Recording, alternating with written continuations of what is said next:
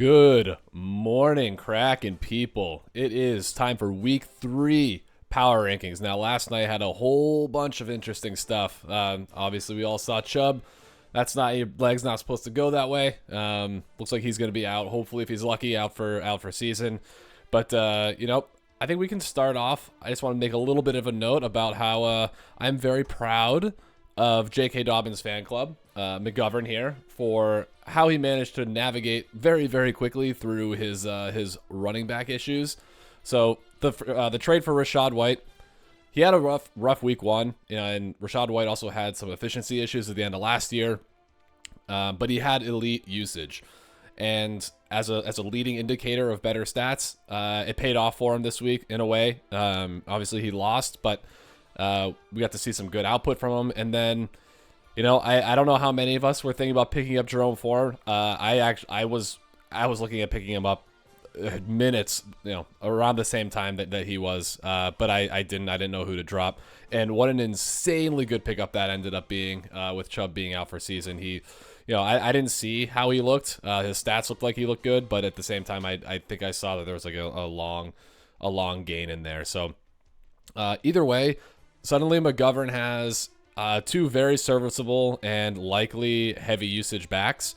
And then Jalen Warren has already worked himself into a 50-50 split in touches with Najee Harris, just with how bad Najee's been. So things aren't looking so bad for McGovern. I mean, this is not a bad 0-2 team, and it looks like he's probably going to have a good matchup against Jenny this week. However, it is not. I am not starting at the bottom with McGovern because I don't think he's the worst team. I am going to be starting at the bottom, but I just wanted to bring that out the top. Just before going into the actual power rankings, I think this is. I decided I'm going to give up on the 10 to 12 minute video because as always it's too much to cover. But yeah, so I just want to look at the matchup. So obviously for my interest, I was looking at this one last night. Hopefully, the Deshaun Watson could put up a little more for Jay, and hopefully Olave could have a big game for Jake. And it ended up being a little bit nerve-wracking on both sides. Personally, I had wanted to be, if I had to pick which side I wanted going into it, I wanted to be on Jake's side. I think Deshaun Watson is not doing what he should be. He's not good anymore. At least he's still somehow rusty or something like that. Maybe you just get that one rubbed out a little bit, but yes, that was on purpose. That was definitely on purpose. But anyway, I did not expect too much out of Watson, and I thought Olave had a chance to outscore him, and Jake had the points advantage going in. So I wanted to be on Jake's side. Jake did pull it off, but that was exciting to keep an eye on anyway. But really, carrying is back. Mike Evans was the one who put the team on his back that week. So. Let's see what else we got here. We got James Cook and Addison had good games, but yeah, I mean, overall not a great effort from the team, and that lack of depth is a bit concerning. But we'll get to that when we get to it. But as far as focusing on this week, it was a very solidly distributed output from his receivers, and obviously with Evans doing what he did. Jay's team. I don't know if I said this in the last video, but one thing I was worried about was Josh Jacobs reverting back to the Josh Jacobs of old. He's had one good year under his belt, and that might be the outlier, which I was afraid of. So that's not looking good for Jay either. But I'm not trying to go into too much analysis right now. Just want to do quick review of the teams or the matchups anyway. But this is a really big one here with Elliott and Nolan. Just a real slugfest. I think you have the number 1 scoring of the week and the number 3 scoring of the week going toe to toe. But really big bounce back effort from Nolan. These guys had basically a collective 7 or 8 points last week, and they did a ton more this week. I was interested in trying to get Kirk, but I could not figure out a trade to put together. And I don't know if Nolan would have even accepted anything anyway. But Elliott, in typical Elliott fashion, sort of had something like a Josh Reynolds with 23 points fall into his lap. The Jeff Wilson injury, all of a sudden Mostert is the undisputed RB1. The typical Elliott things that you see, every year where something like that happens. But and then the bench, Gus Edwards again, another injury, just giving him a free RB1. in a league like this where it's so unbelievably thin. Yeah, holy shit. I did not see Pittsburgh have 31 points. I liked Pittsburgh as a defense coming into the year, too. So, I mean, I think that's a good pick by LA. That's not a luck thing. But it's out on his bench anyway. So, his team's looking absolutely dirty. And let's see what else we got in here. As far as other close matchups, I mean, there wasn't anything else really close. I mean, yeah. So I think at this point we can sort of just go into power rankings. Pretty cool that we have four 2-0s, 4 0-2s, and 4 1-1s, very evenly distributed there. But let's go. Yeah, let's just do straight into power rankings. So for last week, I did have an idea of where I was gonna have people ranked. I sort of looked at it before the video. I haven't done it this time. I kind of just want to. Like I said, I'm giving up on the trying to do the quick video. And hopefully that this can just be like background noise for people, just to get some extra Kraken content. I know I listen to pretty much any of you fucks if you had anything intelligent to say. So I'm gonna just quickly draw a little line here so I know not to go below here. And then not to go to the past this when I'm writing, or else it won't show up on the screen. So let's do that, and then this needs to go over here. There we go. And I can also write here before it gets... Oops. Whatever. Cool. All right. So let's start at the very bottom. I'm going to just go down here, and I'm going to keep Jenny at the bottom. Just because... Well... I don't even have the team page open, but I just know how decimated our team got. But I actually, before I make that judgment, I'm gonna need to look at Robert's team because he's had some really unfortunate luck there. But what do we have? Pickens. I saw the touchdown. That was an amazing touchdown. Those 10 targets, elite. Godwin 8 targets is really good. London finally got his TD. Mooney was a dud. Breece Hall's a dud. Dalvin Cook was a dud. And there's zero depth on the team here. That's pretty brutal. Jets defense will do better. I mean, they went up against Dallas, so you can't expect too much. But yeah, I want to take a look at this one, and then I'll take a look at Robert's team really quick. Where can I find it? Yep, Stacks Nuclear. So this is just so unfortunate. Chubb out, Gainwell out. Sort of finding himself in a McGovern situation. Then Cam Akers is now on the trade block. He has Najee Harris. I mean, that sort of speaks to a little bit of the depth that he did have coming into the season. And my God, he needs it. It's looking pretty brutal. But Geno Smith had a pretty good week last week, if I recall. Ayuk was a bit slower. I mean, yeah. So none of his guys really did well against me because I sucked the life out of my opponents. A la Jake last year and the year before. So Amari Cooper wasn't even supposed to play, decides to play, puts up 15. That's good. I mean, the receiving core still isn't that bad, but it's not great. I think actually this might be, this might actually be worse than Jenny's team. And there's still a chance for Jenny's team to improve and by getting who the hell's even out? Cooper Kupp. Cooper Kupp could come back. And then that'll be much better for her, but Nick Chubb ain't coming back. So I'm gonna put Stacks here at the bottom. Oh yeah, Robert, if you're watching this, I still need to be paid. You haven't paid your league dues yet, so get the hell on that. So let's put him down there, and then back out here, and we're gonna look at some of the teams out here. Look at this. Yeah, not surprising. It's the least points for, just because of all those nasty injuries. And I do think I'm going to put Jenny second to her. So I'm going to do Herb Ertz. There we go. But this team has potential. The only thing that's been, not the only thing, but the Cup injury is definitely, I'd be nervous. But if he comes back, if he actually is able to come back and play at an elite level, this is a pretty good receiving core. It's scary just because it can have very, very much up and down weeks with inconsistent quarterback play on all three of these guys' fronts. And then the Jets need to figure out what they're doing at QB and what they're doing as just an offense anyway. Again, they were against Dallas with amazing defense, obviously. So, what we'll see. There's not enough data, I'd say, to rule them as total duds. But things are looking pretty dire here, and it's in order to even be competitive, it's going to rely on Cooper Kupp to come back and take his job back from Puka Nacua. So much pain.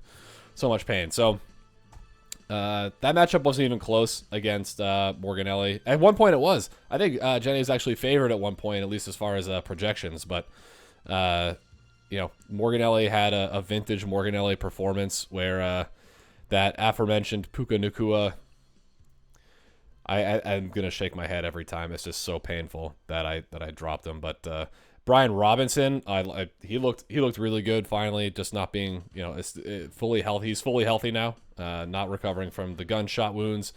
And then Puka Nacua, this is an elite core if Nacua is able to keep this up. And then on the bench, you still have Gabe Davis, depth with Tony. Jameson Williams can come back and produce at an elite level. Running back room is okay, definitely better than mine.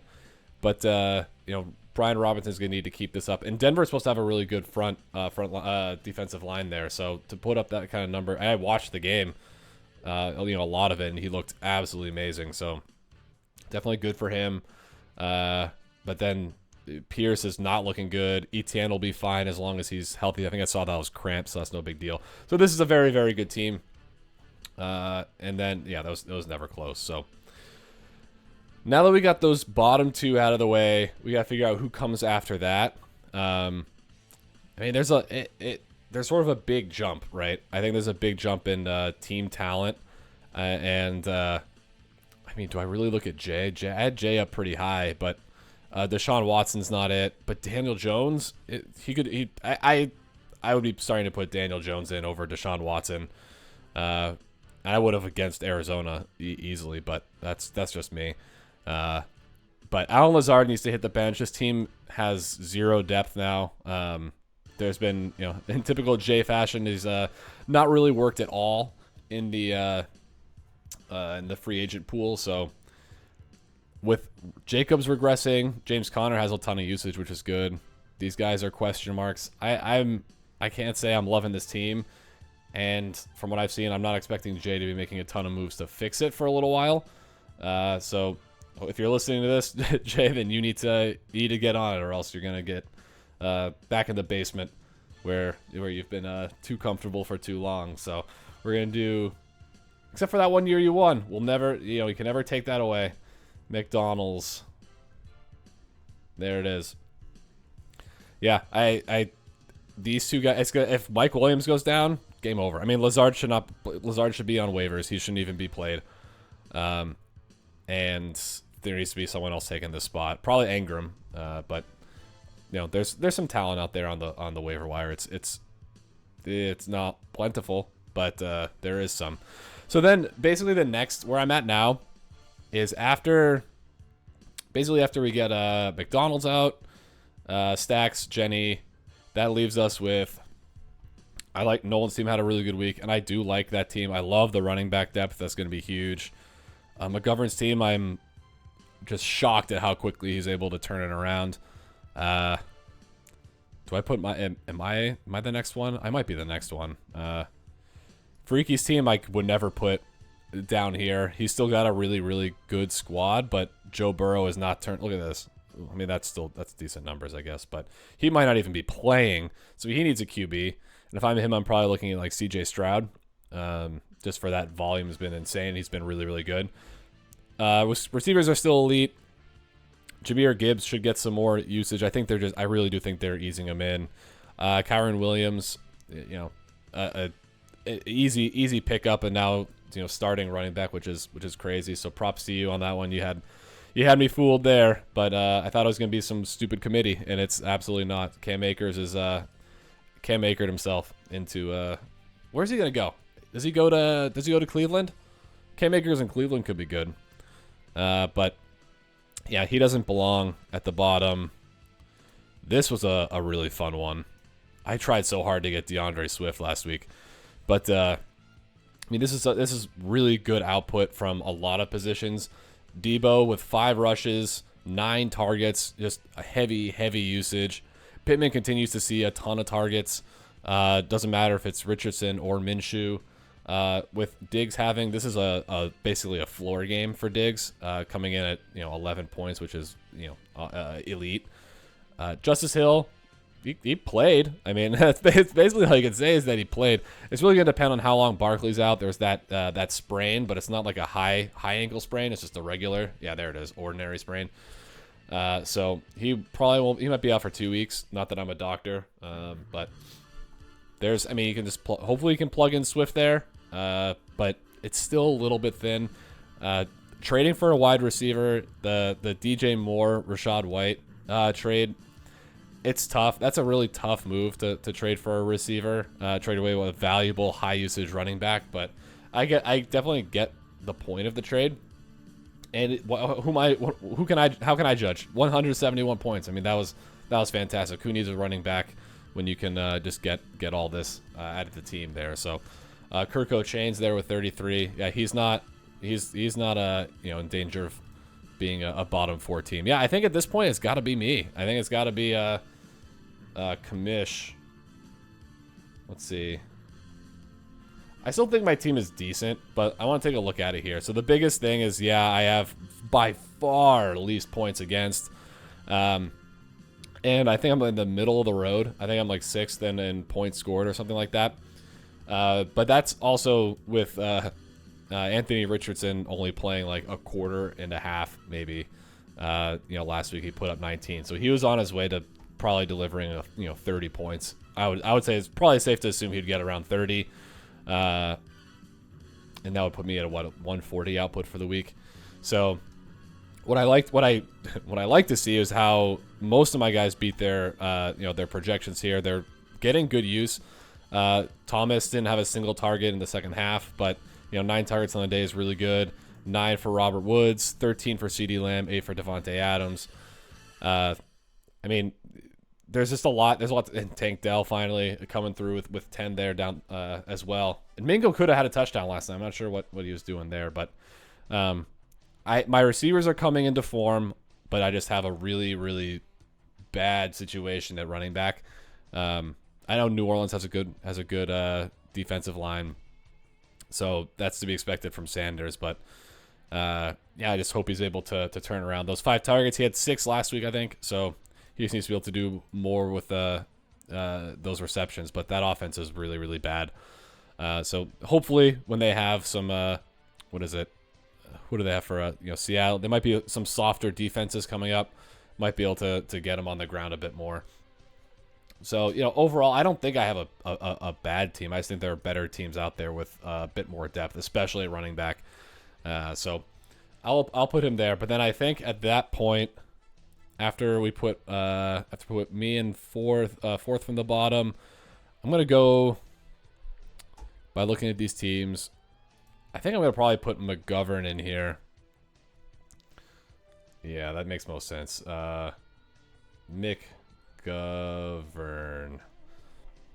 Because while he does, while he quote solved his running back issues, it's still dicey. I mean, Cleveland could just get Kareem Hunt, and then Jerome Ford is in a split, and Rashad White could just go back to being inefficient. We don't really know, but it's just kind of it's tough. And Jalen Waddle's in concussion protocol, but that's not a season long thing. So I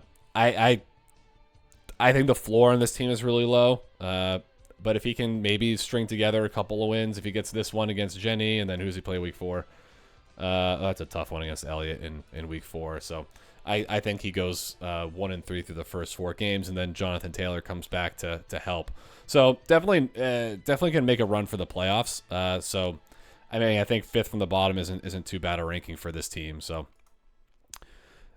we move on from there. Now, where are we?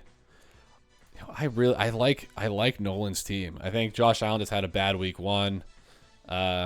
Scary Terry should be. I think he'll be fine. I think Bieniemy's whatever. Yeah, Bieniemy's offense in Washington is going to be helpful for Scary Terry. Tyler Lockett. This is what he did. He's pretty much touchdown dependent, which is kind of crazy to say, but I mean, those are some crazy good targets, but I remember last year it was just either he had touchdowns or he didn't. But yeah, I mean, this is one of those boom weeks from Tyler Lockett that, again, other than last year, so last year was like his numbers were pretty consistent. He was, mid-teens a lot of the time, but he's just known to be boom or bust, in years past. So it's already looking like that this year. We'll see what ends up happening. Christian Kirk is going to be kind of the same, though I do think week 1 was more of an anomaly, but week 2 is also an anomaly. I don't think he's going to be putting up, 20 a lot with 14 targets, but they'll settle in. It's just so early in the season that, teams are still adjusting. So what's the big thing with Nolan's team is the just amount, like I said, running back depth. Tons of good running backs that can produce at a high level. So like that team, I don't think that would be the next one I'd put in here. But what do we have? There's a lot of good teams. Let's see. So what do I think about Jake's team? Depends how long Eckler's out, honestly. I mean, TBD timeline. Yeah, that's tough. I think I am gonna have to put. I might have to put Nolan's team here, just because what we've seen is inconsistency, and that's not good for playoff runs. James White babies. Boop. And yeah, that's just not really, like I said, that's not what you're looking for. Freaky's team, yeah, has, around the same points scored, most points against at 299.5. But I think Freaky's team will be okay. So I think going next after Freaky's team, I gotta look at what we have for depth here. And start. I mean, this team still makes me a little bit nervous. I'm gonna just because again it's inconsistency.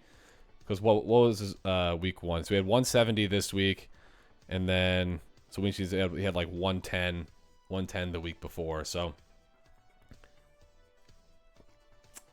yeah, I think I'm gonna put in Kraken Crunch.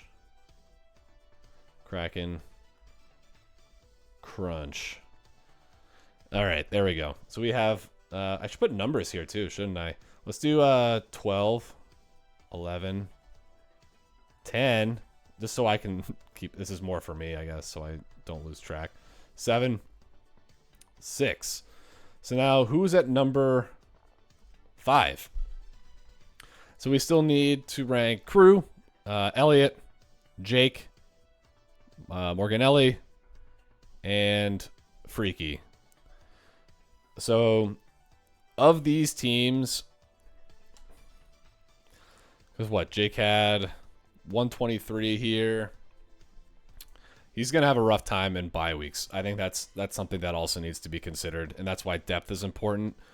And there's not much here. It depends when Eckler comes back. Then that's going to be extremely helpful. But, I mean, these guys have very late bye weeks, so he should be good for a while and has plenty of time to find some running back depth. So it goes between, let's see, Jake. That's tough. I think, do I really drop Freaky all the way down? I mean, Burrow is not right, and that's a huge, huge problem. I mean, he can't... This is elite as these receivers are, and I guess I've said before, I do think it could be Devontae Smith's core now. I think AJ Brown could be number 2, and we're I mean, he's getting those targets, and that's still 8 a game, but Devontae Smith is really, really good, and he's sort of showing it. But I'm not ready to rule out AJ Brown either. So I would say this is still the best wide receiving trio in the league, but it's close. It's close with Morganelli's now, especially with Puka Nacua. But that might change when Cooper Kupp comes back. Jahmyr Gibbs has this is probably gonna be the deciding factor. I love to see this, But who the hell is that? I can't remember the other guy right now. But I could find him in the what was I gonna say? I was gonna find him in the Craig Reynolds. That's the guy I was looking for. So Craig Reynolds getting some of those goal line touches is not what you want to see. But again, that was only after 2 weeks. So I think Gibbs will start getting more and more usage. I think he'll be fine. Running back depth is sort of there. I mean, AJ Dillon is just not really that good. Khalil Herbert can play. Like these are some decent bye week plugs. So that's better than a lot of teams can say. So I think at number 5, I'm gonna be putting T-Bib. I just don't think this team is built for a full season. Jake's just gonna need help, and he can get it, but it's just gonna take a lot of. It's not luck. It's just that he has to find some good replacements on waivers for those bye weeks. So, I think at that point, then this is a pretty easy number 4. I'm gonna do Antonio Gibson, Hitman, Reborn. I think that's a drop of 2. He went from 2 to 4, which is, it's a substantial drop, and it's also deserved. 236. Even my dumbass team put up more points than his. So, but these are, this is also accounting just for the rest of the season. I think his team regulates and gets better. But yeah, that's why I'm gonna have Freaky then at number 4. I already went over his team, so I don't need to do it again. So number 3, we now are ranking Crew, we are ranking Elliott, and we are ranking Morganelli. So among these teams, I mean, I don't think I put Elliott number 3. I don't think the wide receiving is deep at all. I think this is a pretty bad wide receiving core. Josh Reynolds is not this guy. Josh Reynolds is he's filling in. I mean, Elliott definitely nailed it there for that fill in. But the targets are great for Marquise Brown. But is that a result of the Giants being just a really, really bad defense, or is that Dobbs finally getting a little bit of the hang of being a starting QB? But I mean, So preseason, I was interested in Marquise Brown, but again, I had no picks until the 8th round, so I never had a shot. So this could end up being okay. You gotta assume that Jamar Chase gets better, but we'll see what happens. You can assume he gets better, like you can assume Raheem Mostert gets injured, which could be tough. Tony Pollard, I saw a stat that he's like on pace for the most touches of any player in the NFL since DeMarco Murray, which is like 425 touches, just insane usage, which is elite. Obviously, you want that.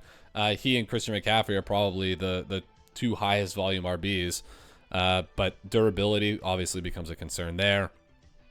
But there's some depth. I mean, he's got Gus Edwards down there. Gus Edwards, again, been injured a lot.